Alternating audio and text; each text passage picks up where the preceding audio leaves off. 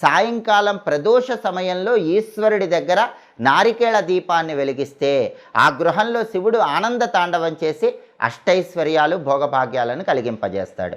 ఈ నారికేళ దీపాన్ని ఎలా వెలిగించాలంటే కార్తీక మాసంలో వచ్చే సోమవారం కానీ లేదా ఏ నెలలో వచ్చే సోమవారం అయినా సరే ప్రదోష కాలంలో సాయంకాలం పూట పరమేశ్వరుడి చిత్రపటానికి గంధం బొట్లు కుంకుమ బొట్లు అలంకరించాలి. లేదా శివలింగం ఉన్నట్లయితే శివలింగానికి గంధం బొట్లు అలంకరించాలి. ఆ తర్వాత ఈశ్వరుడి చిత్రపటం దగ్గర లేదా శివలింగం సన్నిధిలో ఒక పీటని ఏర్పాటు చేసి ఆ పీటకు పసుపు రాసి కుంకుమ బొట్లు పెట్టాలి. ఆ పీట మీద బియ్య పిండితో ముగ్గు వేయాలి. అలా ముగ్గు వేసిన తర్వాత ఆ పీట మీద ఒక రాగి పళ్ళెన్ని ఏర్పాటు చేయాలి.